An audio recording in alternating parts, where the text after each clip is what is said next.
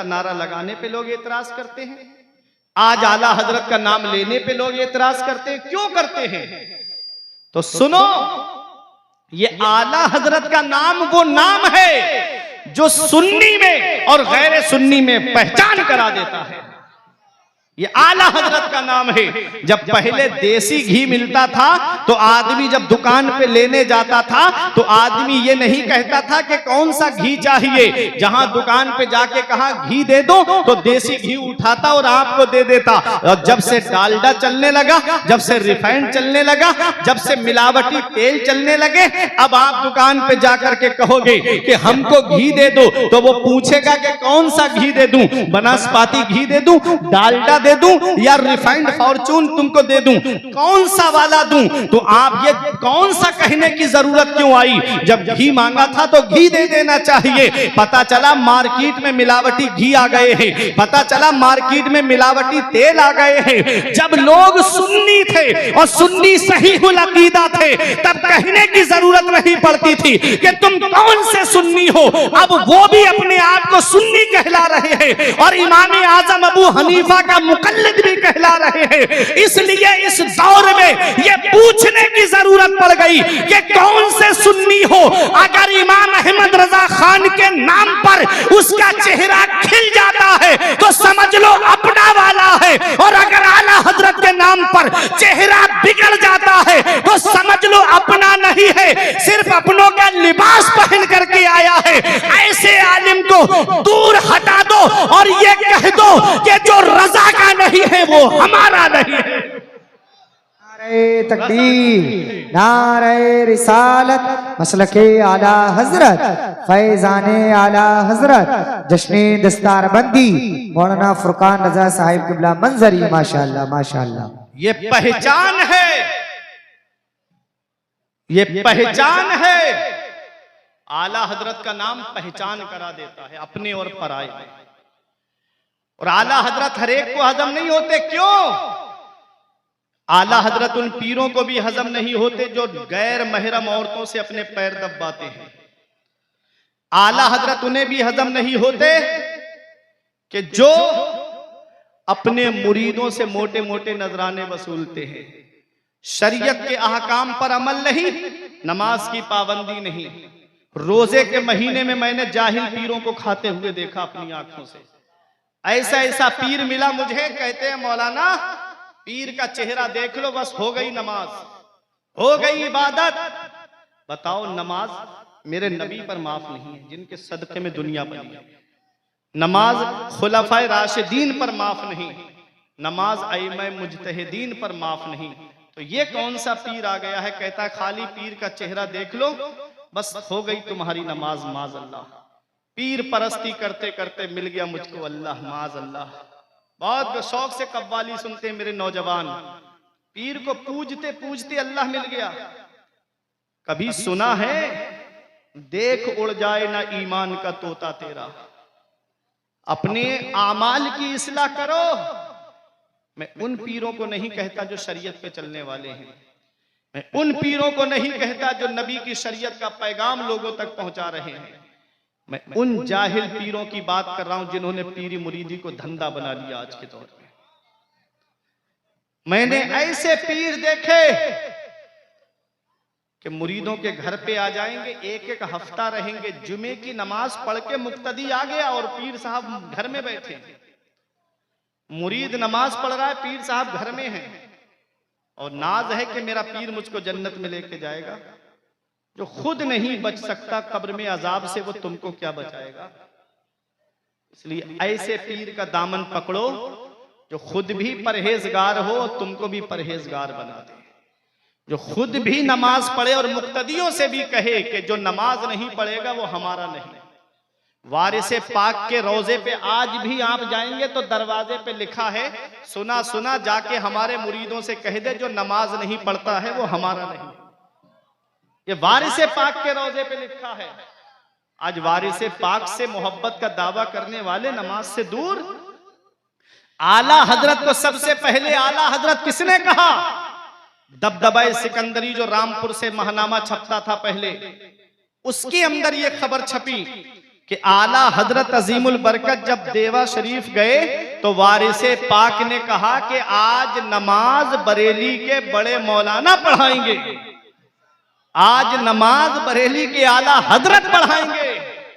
तो आला हजरत को सबसे पहले आला हजरत हुजूर वारिसे पाक ने कहा है, बेखबर दानिश्वरों को जाने क्या तकलीफ है, बेखबर दानिश्वरों को जाने क्या तकलीफ है।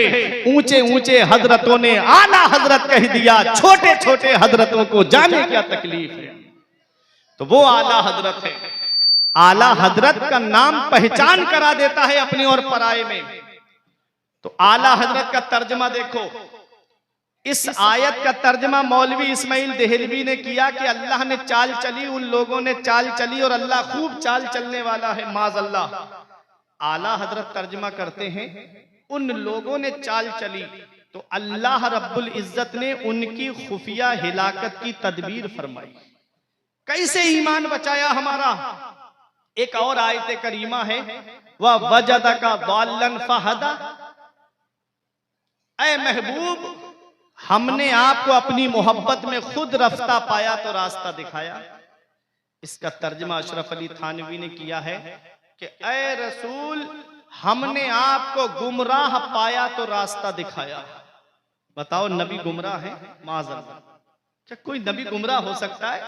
जो लोगों को हिदायत का रास्ता दिखाने के लिए आए, उसके लिए कि ऐ नबी हमने आपको गुमराह पाया तो रास्ता दिखाया। माज़अल्लाह। आला हजरत का तर्जमा देखो, वो गद्दार मुस्तफ़ा हैं, ये वफादार मुस्तफ़ा हैं, ये आशिक मुस्तफ़ा हैं। तर्जमा करते हैं, ऐ महबूब हमने आपको अपनी मोहब्बत में खुद रफ्ता पाया सो रास्ता दिखाया। ये आशिक मुस्तफ़ा का तर्जमा है, वो गद्दार मुस्तफ़ा का तर्जमा है। आला हजरत तुम्हारी ज़रूरतों का नाम है, आला हजरत तुम्हारी उमंगों का नाम है, आला हजरत उस इस्लामी सिपह सालार का नाम है जो इस्लामी लश्कर को हर वक्त ट्रेनिंग देता रहा कि अगर कोई कुरान का गलत तर्जमा कर रहा है तो अहमद रजा तुमको कंजुल ईमान दे रहा है, अगर कोई फतवे की बुनियाद पर तुम्हारे मिजाज को ठोकर मार रहा है तो अहमद रजा फतवाए रज़विया तुमको दे रहा है, अगर कोई तकवियतुल ईमान लिख करके खबतुल ईमान की दलील पेश कर रहा है तो अहमद रजा तुमको तमहीद ईमान अता फरमा रहा है, अगर कोई तुम्हारे मिजाज को ठोकर मार रहा है तो अहमद रजा तुमको किताबों का अंबार अता कर रहा है। इमाम इश्क व मोहब्बत ने जगह जगह पहरे बिठाए हैं, जगह जगह हमारी रहनुमाई फरमाई है, जगह जगह हमारे ईमान व अकीदे की हिफाजत फरमाई है। वो आशिक मुस्तफ़ा है, वो मुहिब्बे मुस्तफ़ा है, वो दीवाना मुस्तफ़ा है। शायर ने पुकार करके कहा था कि डाल दी कल्ब में अजमत मुस्तफ़ा, डाल दी कल्ब में अजमत मुस्तफ़ा। हर सिलसिले के आदमी का यही कहना है कि मैं हूं तो चिश्ती लेकिन मेरा ईमान बचाया अहमद रजा ने, मैं हूं तो कादरी मेरा ईमान बचाया अहमद रजा ने, मैं हूं तो वारसी मेरा ईमान बचाया अहमद रजा ने, मैं हूं तो अशरफी मेरा ईमान बचाया अहमद रजा ने, मैं हूं तो मातुरीदी मेरा ईमान बचाया अहमद रजा ने।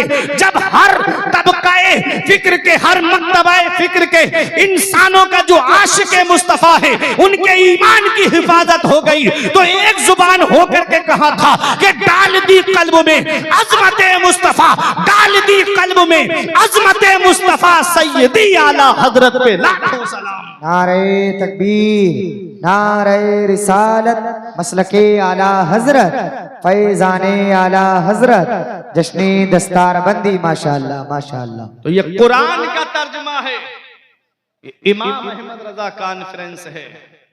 कौन है इमाम अहमद रजा? कुरान का तर्जुमा लिख करके हमारा ईमान बचाया, बेशक हमारे ईमान की हिफाजत फरमाई है। ऐ मेरे अजीजों, कुरान का तर्जुमा पढ़ना तो कंजुल ईमान पढ़ना। ये कंजुल ईमान क्या है? ये ईमान का खजाना है। आला हजरत अजीमुल बरकत ने कुरान का खजाना हमको अता फरमाया है। कुरान है क्या? हर चीज का बयान कुरान के अंदर। तो डॉक्टर मूरिस कहते हैं कि लाओ कुरान का तर्जमा भी मैं सुन लूं ताकि मुझे नतीजा मिल जाए ये लाश किसकी है, ये लाश किसकी है। एक आलिम साहब बुलाए गए जो कुरान का तर्जमा भी करते रहे। पहला पारा पढ़ लिया लेकिन नतीजा नहीं आया, दूसरा पारा पढ़ लिया लेकिन नतीजा नहीं आया, 3 पारे 4 पारे हो गए लेकिन नतीजा नहीं आया। आलिम साहब बोले नतीजा आया? कहा नतीजा आए या ना आए, लेकिन मजा बहुत आ रहा है, कुरान की तिलावत करते रहो, मजा बहुत आ रहा है, कुरान पढ़ते रहो। डॉक्टर मूरिस कुरान सुन रहे हैं, कहते हैं कि मेरा यकीन कहता है कि नतीजा भी इसी कुरान में मिलेगा। जैसे ही 11वें पारे में पहुंचे और जब इस आयत करीमा पर पहुंचे आलिम साहब, फल यौमा नुनज्जिका बिबदने का इला आखिर, ऐ फिरौन आज हम तुझे दरिया में डिबो रहे हैं और तेरी लाश को कयामत तक के लिए इबरत का निशान बना देंगे। डॉक्टर मूरिस कहते हैं ये लाश किसी और की नहीं है, ये लाश फिरौन की है। आज भी मिस्र के म्यूजियम में उसकी लाश रखी हुई है। अल्लाह ने कयामत तक के लिए उसकी लाश को इबरत का निशान बना दिया है। जो लोगों पे जुल्म करता है, जो लोगों को सताता है, जो लोगों पर जुल्म के पहाड़ तोड़ता है, अल्लाह उसको इबरत का निशान बना देता है। अल्लाह उसको इबरत का निशान बना देता है। देख लो फिरौन की लाश को, रब फरमाता है ऐ फिरौन आज हम तुझे दरिया में डिबो रहे हैं और तेरी लाश को कयामत तक के लिए इबरत का निशान बना देंगे। डॉक्टर मूरिस कहते हैं ये लाश किसी और की नहीं है, ये लाश फिरौन की है। लेकिन मैंने मोहम्मद की पूरी जीवनी पढ़ी है, उनकी पूरी सवाने हयात पढ़ी है। तो मोहम्मद तो कभी मिस्र आए नहीं, फिर ये उनको किसने बताया कि एक लाश मिस्र के दरिया में डूबी हुई है। मिस्र में एक दरिया नील है, उसी दरिया की एक शाख है दरिया कुलजुम, जिसके अंदर फिरौन को डिबो करके मार दिया गया था। देखो रास्ता एक है और गुजरने वाले 2 हैं। एक उसी रास्ते से नमरूद, उसी रास्ते से फिरौन भी गुजर रहा है, उसी रास्ते से मूसा अलैहिस्सलाम और उनके लश्करी भी गुजरे हैं। रास्ता एक है, मूसा अलैहिस्सलाम गुजर गए, आपके साथी गुजर गए, लेकिन उसी रास्ते पर फिरौन डूब जाता है, उसके साथी डूब जाते हैं और अल्लाह फिरौन की लाश को इबरत का निशान बना देता है। बेशक बेशक बेशक बेशक। तो मेरे अजीजों, रास्ता नहीं बचाता है, रहबर बचाता है। रहबर ऐसा चुनो जो तुम्हें बचाए और मंजिल मकसूद पे लेके चला जाए। रास्ता एक ऐसा रास्ता है कि फिरौन भी उसी रास्ते से गुजर रहा है, मूसा पैगंबर भी उसी रास्ते से गुजर रहे हैं। फिरौन डूब गया, उसके साथी डूब गए, लश्करी डूब गए और मूसा पैगंबर और उनके साथी निकल गए। क्या समझे? अल्लाह ने फिरौन की लाश को इबरत का निशान बना दिया। डॉक्टर मूरिस ने the Bible the Quran and science के अंदर यह दावा किया कि एक बड़ा सा आतिशकदा बनाया जाए और उसमें लकड़ियां भरी जाएं और उसमें आग लगा दी जाए। डॉक्टर मूरिस कहते हैं कि उस आग में आग लगाने के बाद में फिरौन की बॉडी को उस आग के अंदर डाला जाए, तब भी फिरौन के जिस्म को आग नहीं जलाएगी, क्योंकि उसके जिस्म को कयामत तक के लिए इबरत का निशान परवरदिगारे आलम ने बना दिया है, वो इबरत का निशान बना रहे। आज भी मिस्र के म्यूजियम में उसकी लाश रखी है। तो ये कुरान है, हर चीज का बयान कुरान में है। कुरान कहां नाजिल हुआ? रब फरमाता है लौ अनज़लना हाज़ल कुरान अला जबल, अगर हम इस कुरान को पहाड़ पर नाजिल फरमाते, ला रअयतहु खाशिअम मुतसद्दिअम मिन खशियतिल्लाह, तो जरूर तू देखता कि पहाड़ रेजा रेजा हो जाता अल्लाह के खौफ से। कुरान का एक हर्फ भी अगर पहाड़ पर नाजिल हो जाए तो पहाड़ रेजा रेजा हो जाए अल्लाह के खौफ से। कुरान में जलाल है। कुरान पहाड़ पर नाजिल नहीं हुआ। जानते हो भजनपुर सैफनी वालों, ये कुरान है क्या और पहाड़ क्या है? पहाड़ के लिए रब कुरान में फरमाता है वल जिबाला औतादा, हमने पहाड़ों को मेखे बनाया, पहाड़ों को कालम बनाया, पहाड़ों को कीले बनाया। जैसे एक तख्ता है ऐसे ही पड़ा है, उसको आप उठा के जिधर चाहोगे उधर रख दोगे। उसी तख्ते को आप 4 पायों के ऊपर रख करके उसमें कीले गाड़ दो तो वो तख्ता हिलेगा नहीं। दीवान बना दिया जाए या तख्त बना दिया जाए तो वो जो ऊपर आपने पिलाई बोर्ड रखा, तख्ते रखे, वो हिलेंगे नहीं। ये कीले क्या हैं? ये तख्ते को रोकने के लिए उसका कालम है। मकान आपने बनाया, कोई दीवार आप मत लगाइए, बस कालम खड़े कर दीजिए, पूरा लिंटर आप उस पर रख दीजिएगा, आपका मकान नहीं हिलेगा। ये कालम आप समझ गए? जब अल्लाह ने जमीन को पैदा फरमाया तो जमीन को पानी के ऊपर पैदा फरमाया। पानी में ठहराव नहीं है, पानी हिलता रहता है। देखना तालाब में जाकर के देखना, नदी में देखना, पानी में ठहराव नहीं है, पानी हिलता रहता है। जब जमीन को पानी पर पैदा फरमाया तो जमीन हिलने लगी, ठहराव नहीं था। रब ने पहाड़ों की मेखें पैदा फरमाई, पहाड़ों को पैदा फरमाया, जमीन अपनी जगह ठहर गई। जमीन अपनी जगह ठहर गई। ये जो जलजले आते हैं ना, इसमें कई रिवायतें मिलती हैं कि उन पहाड़ों के जो जमीन के अंदर तने हैं ना, उन तनों को हिलाते हैं फरिश्ते तो जलजला आता है। तो ये पहाड़ कालम है, ये पहाड़ कीले हैं, वो मजबूत पहाड़ जो जमीन को रोके हुए हैं। आप तारागढ़ पे नहीं चढ़े होगे, पहाड़ नहीं देखा आपने कितना मजबूत होता है? हिमालय का पहाड़ कितना मशहूर है और कितना मजबूत होता है पहाड़।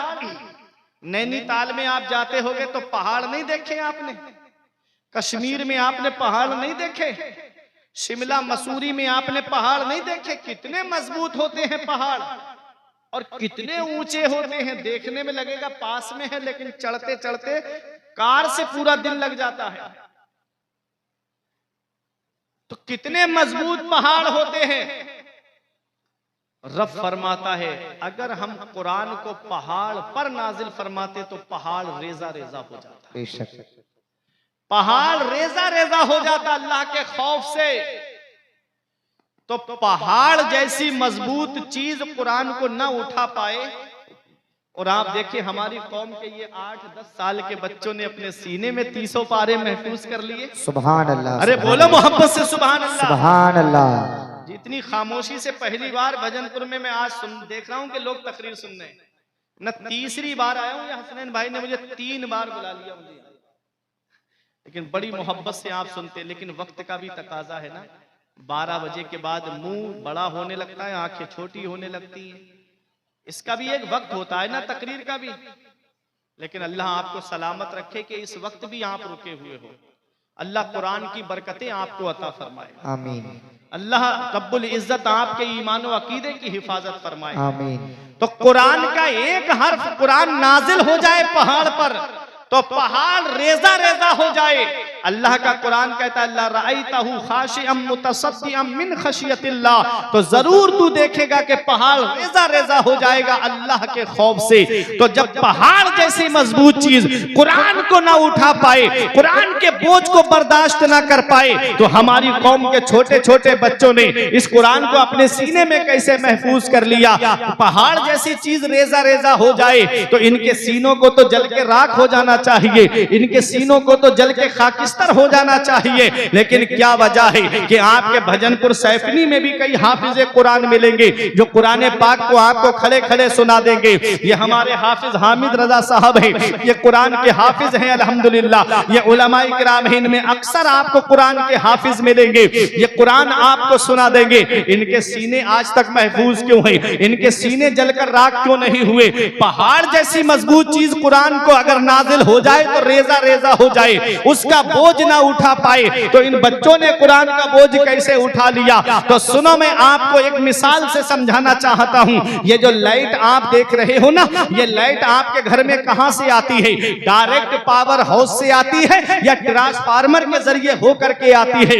अगर आपको समझना है तो अपने घर के साथ तार निकालना और डायरेक्ट ट्रांसफार्मर से तार लाइट मत लेना, डायरेक्ट पावर हाउस में जाकर के लगाना। तुम्हारे घर का फ्रिज सलामत होगा, तुम्हारे घर की की वॉशिंग मशीन चलेगी, तुम्हारे घर की लाइटें जलेंगी, तुम्हारे घर का मोटर चलेगा। अरे तार लगाने के लिए जो जाएगा, घर का सामान तो बाद में फूकेगा, पहले उसमें से धुआं निकल जाएगा, पहले वो जल करके राख हो जाएगा। अगर इस तार को डायरेक्ट पावर हाउस में लगाओगे तो ना तो तुम्हारे घर का फ्रिज जलेगा, ना तो तुम्हारे फ्रिज चलेगा, ना तो वॉशिंग मशीन चलेगी, ना तो कोई लाइट जलेगी, ना तो तुम्हारे घर का कोई उपकरण काम करेगा। अरे डायरेक्ट पावर हाउस से तार नहीं लगाया जाता है, बल्कि जब लाइट पावर हाउस में आती है और पावर हाउस से लाइट ट्रांसफार्मर के अंदर आती है और ट्रांसफार्मर पूरा लोड अपने ऊपर लेता है, फिर उसको हल्का करके आसान करके लोगों के घरों तक पहुंचाता है। ये मिसाल मैंने आपको दे दी है आपके जहन को करीब करने के लिए। कुरान कहां नाजिल हुआ है? तो आओ कुरान से पूछते हैं, ऐ कुरान जरा ये तो बता तू कहां नाजिल हुआ है? तो कुरान जवाब देता है, नज़ला बिही रूहुल अमीन अला क़ल्बिका लितकूना मिनल मुनज़िरीन। इस कुरान को जिब्राईल अलैहिस्सलाम लेकर आए हैं और कहां उतारा है? नबी के दिल पर उतारा है, मदीने वाले मुस्तफा के दिल पर उतारा है। ये जलाली कुरान मदीने वाले मुस्तफा के दिल पर नाजिल हुआ है।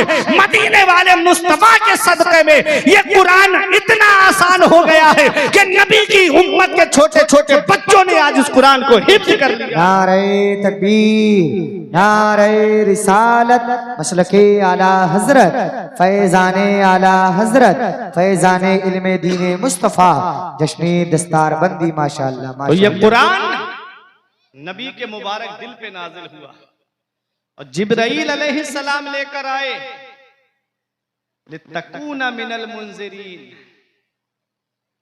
ये कुरान नबी के दिल पर नाजिल हुआ है ताकि आप डर सुनाने वाले हो जाएं।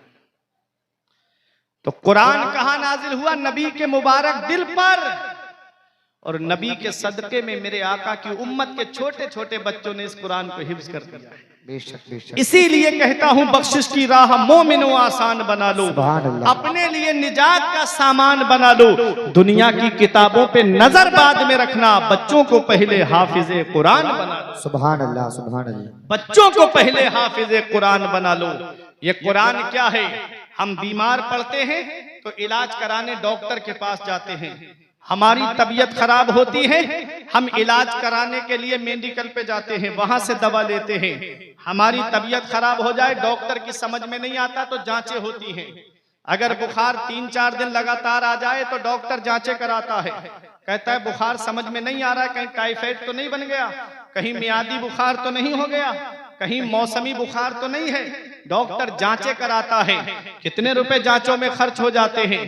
पेट में कोई तकलीफ हो तो अल्ट्रासाउंड होता है, कभी सीने में तकलीफ हो तो एक्सरा होता है। आप जरा देखो, जब हम बीमार पड़ते हैं तो कोई डॉक्टर के पास जाता है, कोई जाकर के हकीम से दवा लेता है, कोई अपने जिस्म की जांचें कराता है। ऐ मेरे प्यारे मुसलमानों, में एक बात आपसे पूछता हूँ, कभी आपने ये सोचा है कि आज मेरा नमाजों में दिल नहीं लगता, लाओ मैं अपना इलाज कुरान से कराऊं? कभी आपके दिल में ये ख्याल आया कि आज मेरा रोजों में दिल नहीं लगता है तो मैं अपना इलाज कुरान से कराऊं? कुरान भी तो हकीम है। रब फरमाता है, यासीन वल कुरआनिल हकीम। कुरान हिकमत वाले कुरान की कसम, हकीम कुरान की कसम। तो कुरान भी तो हकीम है। इस हकीम के पास आओ ना अपना इलाज कराने के लिए। आप अगर इस कुरान के पास आओगे और कहोगे कि मैं बीमार हूँ, कुरान मेरा इलाज कर दे, तो कुरान जवाब देगा, वनुनज़्ज़िलु मिनल कुरआनी मा हुवा शिफाउन व रहमा व रहमतुल लिल मुमिनीन वला यज़ीदु ज़ालिमीन इल्ला खसारा। रब कुरान में फरमाता है, हमने कुरान के अंदर शिफा नाजिल फरमाई है मोमिनों के लिए। तो कुरान में शिफा है। जो बीमारी डॉक्टरों से सही नहीं होती, जो बीमारी जांच से सही नहीं होती है, उसका इलाज कुरान पाक की आयतें करती हैं, उसका इलाज कुरान पाक करता है। बड़ी बड़ी बीमारियां कुरान करीम की तिलावत से ठीक हो जाती हैं, बड़ी बड़ी तकलीफें कुरान की तिलावत से ठीक हो जाती हैं। आज हम कुरान नहीं पढ़ते हैं, फजर की नमाज पढ़ी, मोबाइल लेकर बैठ गए, फजर के बाद में अखबार लेकर के बैठ गए। कौन से शहर में क्या हुआ है, कौन से इलाके में क्या हुआ है, कौन सी टीम जीती है, कौन सा नेता फला जगह क्या क्या काम कर रहा है। आज कुरान से हम दूर हो गए, कुरान की तालीम से हम दूर हो गए, कुरान की तिलावत से हम दूर हो गए। ऐ लोगों, आज जिस इमाम के हम मुक़ल्लिद हैं, इमाम आज़म अबू हनीफा के, कभी सोचा है वो इमाम हमारा कैसा था? कभी सोचा है इमाम के शब रोज कैसे गुजरते थे? कभी सोचा है इमाम की रातें कैसे गुजरती थी? इमाम आज़म अबू हनीफा ने 30 साल इस हाल में गुजारे हैं कि आप लगातार रोजे रखते थे। 30 साल ऐसे आपने गुजारे कि पूरी रात में एक मर्तबा कुरान पाक खत्म फरमाया करते थे। वो इमाम आज़म अबू हनीफा जिन्होंने हर रमजान शरीफ के महीने में 62 मर्तबा कुरान पाक का खत्म फरमाते थे। 1500 दिरहम खर्च करके इमाम आज़म अबू हनीफा ने एक लिबास बनवाया था, कपड़े बनवाए थे, जिसे सिर्फ नमाज के लिए आप इस्तेमाल फरमाते थे। रात में जब अल्लाह की इबादत करने के लिए जाते तब उस लिबास को पहनते, खुशबू लगाते थे। वो इमाम आज़म अबू हनीफा है। अल्लाह अकबर, मेरे इमाम का जहां पर आज जिस्म दफन है, उस जगह पर इमाम आज़म अबू हनीफा ने 7000 मर्तबा कुरान पाक का खत्म शरीफ फरमाया है। इमाम आज़म अबू हनीफा तो वो है जो रात में अल्लाह की इबादत करते तो नया उम्दा लिबास पहनते थे। 1500 दिरहम खर्च करके लिबास आपने बनवाया था।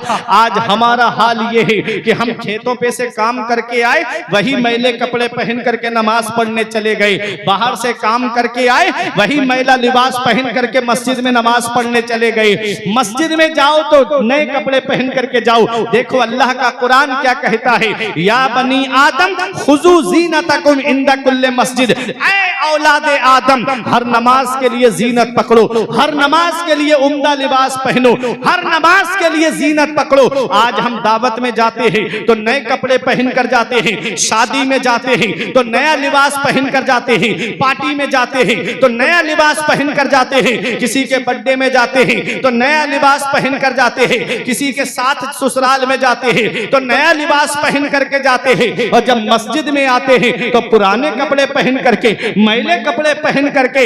इमाम आज़म अबू हनीफा फरमाते हैं कि लोगों के सामने जीनत पकड़ने से बेहतर है कि अल्लाह की इबादत के लिए जीनत पकड़ी जाए।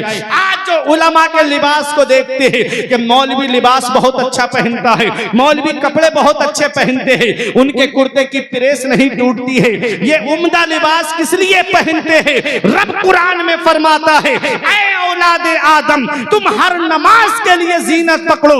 उलमा जो उम्दा लिबास पहनते हैं वो लोगों को दिखाने के लिए नहीं बल्कि अल्लाह की इबादत के लिए पहनते हैं। नारे तकबीर, नारे रिसालत, मसलके आला हजरत, फैजाने आला हजरत, जश्नी दस्तार बंदी माशाअल्लाह। तो अच्छा लिबास पहनो, अल्लाह की इबादत करो, खुशबू लगाओ अल्लाह की इबादत के लिए, बेहतर कपड़े पहनो अल्लाह की इबादत के लिए। ऐ मेरे अजीजों, वो इमाम आज़म अबू हनीफा कौन है? इमाम आज़म, तवज्जो दीजिएगा, जो भी आएगा मिंबर शरीफ पे आएगा इंशाअल्लाह आपको यही दीदार होगा जिस शख्सियत का भी होगा। तवज्जो देना, कौन इमाम आज़म है? 30 साल लगातार रोजे रखे आपने। ये रोजा क्या है? ये रोजा अल्लाह की इबादत है। आप सब ऐसे ही बैठे रहे, सुकून से बैठ रहे हैं। आप सब इतने अच्छे अंदाज में सुन रहे हैं, आप लोग सुकून से बैठ रहे हैं। मियां यहीं आएंगे, आप सब बैठे रहे सुकून से। इन सब कैमरों को हटा लें आप।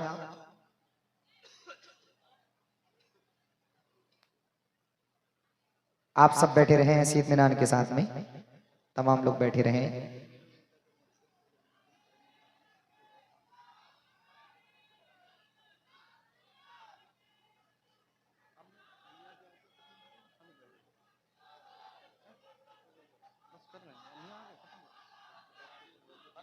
आप सब बैठ जाएं, आप सब बैठ जाएं सुकून से। हजरत का इस्तिकबाल हो जाएगा, हजरत का इस्तिकबाल हो जाएगा। आप सब बैठ जाएं।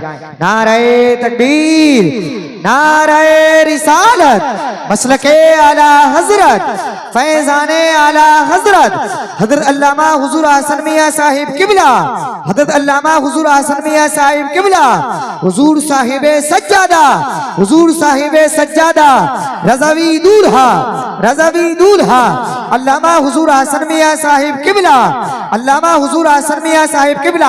आप सब हट जाएं, रास्ते से बिल्कुल हट जाएं, आगे होकर के बैठे हैं आप लोग, बिल्कुल हट जाइए। लगाइए, रास्ते से हजरत को आने दीजिएगा, सुकून से आने दीजिएगा, बिल्कुल रास्ता दे दे सुकून से। आप लोग आगे आ जाइए, करीब से हजरत के चेहरे का दीदार करें, बिल्कुल हट जाए रास्ते में से, आप लोग सुकून से आने दीजिएगा। नारा लगा, नारे तकबीर।